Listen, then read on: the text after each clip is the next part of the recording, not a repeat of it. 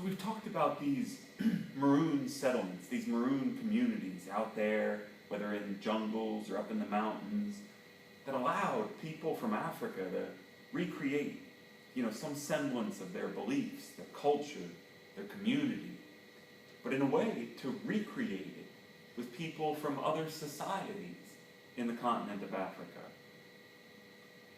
Now, during the 1500s, that threat to Spanish control merged together with the pirate threat. Remember, the English and the French couldn't come over and start colonies directly without going against the Pope, against the Treaty of Tordesillas, and getting destroyed by the more powerful Spanish. So instead, they both used piracy to try to dislodge the Spanish in the New World, to try to get a toehold for their own countries in the New World. Pirates were something employed by the English, by the French, and in the later part of this period, by the Dutch as well. And both, so one thing that I should explain, pirates that we usually think of are like completely independent operators, like the stereotypes up here. But the pirates we're talking about in the 1500s, they were actually working for their home government. The home governments wouldn't admit it. The pirates didn't fly the flags of their home countries, but they had been outfitted and sent by the monarchs of these countries. And you see, it gave the monarchs then the ability to deny that they knew anything about it. They could tell the Spanish, I don't know pirates, I don't know anything about any pirates. I did not know anything about the pirates. Okay, now, these pirates were interested in attacking the Spanish, weakening the Spanish. And who, over here in the Americas, is interested in helping them do that? The Maroons. You might have thought Indians, but Indians largely didn't trust anybody from the outside by this point. But at some points, actually, groups of pirates did work with Indians too. But more often, they worked with Maroons. Sometimes French pirates and Maroons attacked Spanish towns together. But the pirate who sort of became most associated with this integrated attacks on the Spanish was Francis Drake, an English pirate, who operated in the second half of the 1500s, especially 1570s, 1580s. Drake formed alliances with Maroons, and together they attacked the Spaniards. And over these years, while Drake's pirates were attacking and stealing from the Spaniards, Drake actually invited Maroons to join his crew. And his crew, like that of other pirates, became integrated. Now, to call it integrated is something that wouldn't really make sense to them, because we think of integration based on race. But you see, they don't have that fully formed concept yet. What matters? Hey, I hate the Spanish. You hate the Spanish. You know how to fight. You want to join us?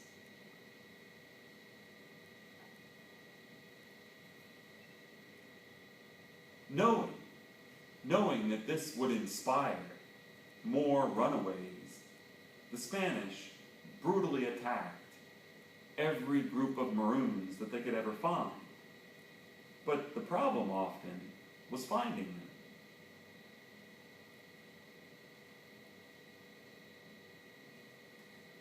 At one point, there was one group of Maroons that the Spanish couldn't defeat, and the Spanish actually told them, hey, all right, we will let you have your own area as long as you stop dealing with these English pirates and don't let any more runaways join you.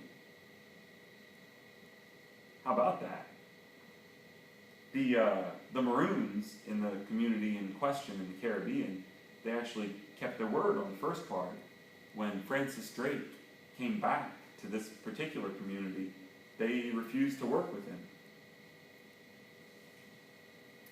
But most Maroons didn't get that sort of deal from the Spanish. And by the way, later, when the Spanish were more powerful, they went and destroyed that community. There are only a few exceptions to that for Maroon communities. But what Drake and other pirates were creating, really, was like an alternative way of life, where people from Africa and people from Europe worked together, cooperatively, for the same objectives. And there wasn't much of that going on land, you know? And then, when they stole from the Spanish, they usually split what they had gotten evenly among each other. They were places of equality. In some ways, pirate life in the Caribbean, in the New World, was a counterculture, an alternative way of life.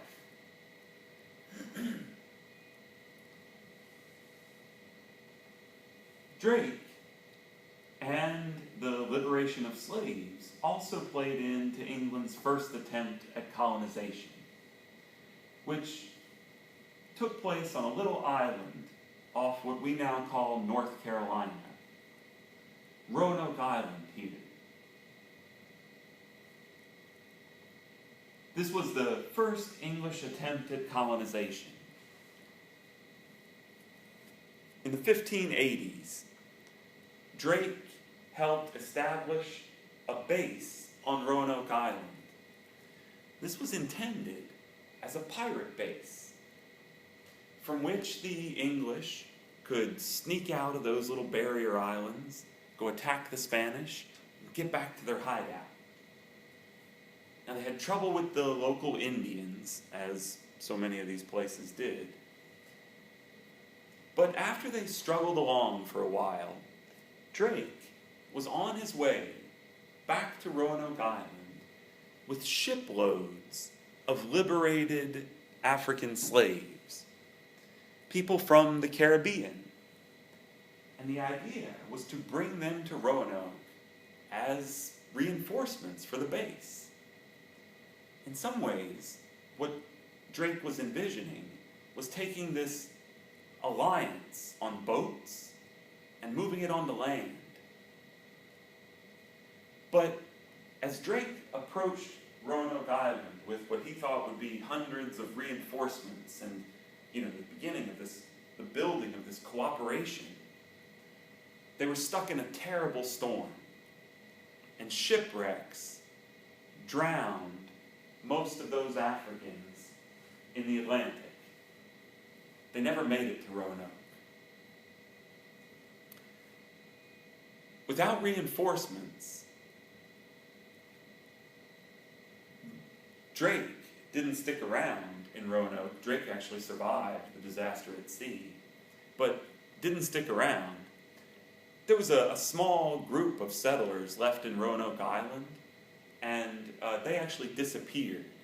This part of the story is not essential for us, but that becomes known as the Lost Colony, because this group of about 100 English people disappeared between 1587, when they were last seen, and 1590, when English people got back there to look. So it's sort of a mystery in American history, what happened to the Roanoke settlers.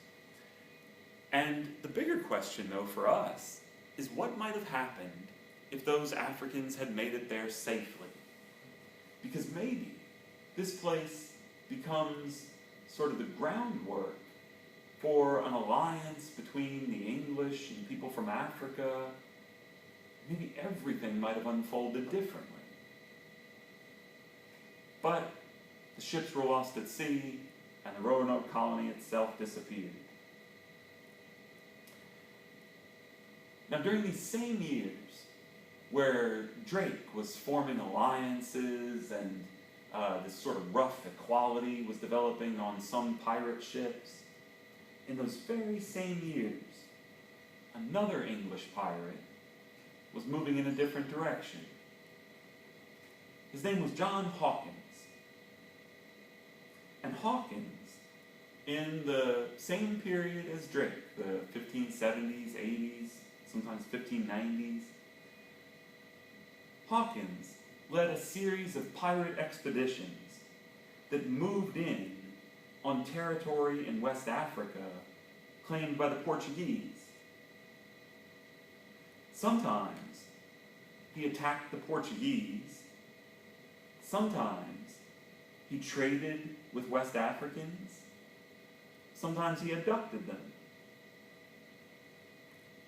Sometimes he attacked Portuguese ships filled with slaves, stole the slaves, and then went and sold them. This is the same period where Drake would do the same thing and then liberate those people. Hawkins profited from those people. Over there at the left, that is the crest that Hawkins developed for his family as a sign of his wealth. And it was a bound human being.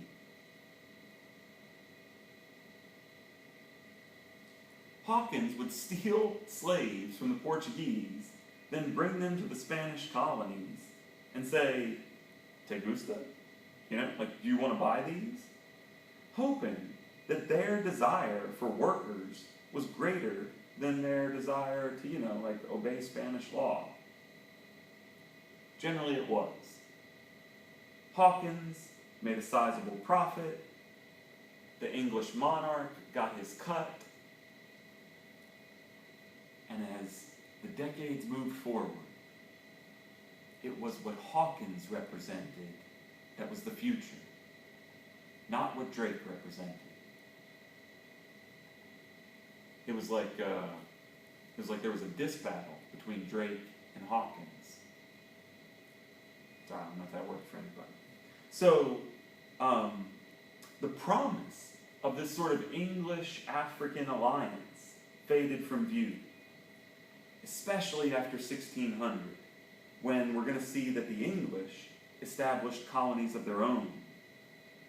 But throughout this class, the world of seamen, the world of the men who spend their lives on the oceans, was always more integrated and more equal than life on land, in terms of racial equality anyway.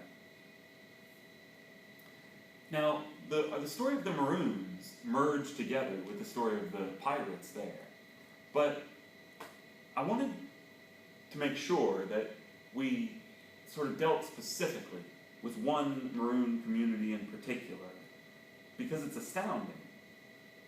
It's not just a community, it was, as its people called it, a kingdom. Palmares, in northeastern Brazil. Starting in 1630, when runaways first began to develop this area, Palmares became a word of inspiration to enslaved people all through Brazil and all of Spanish America too.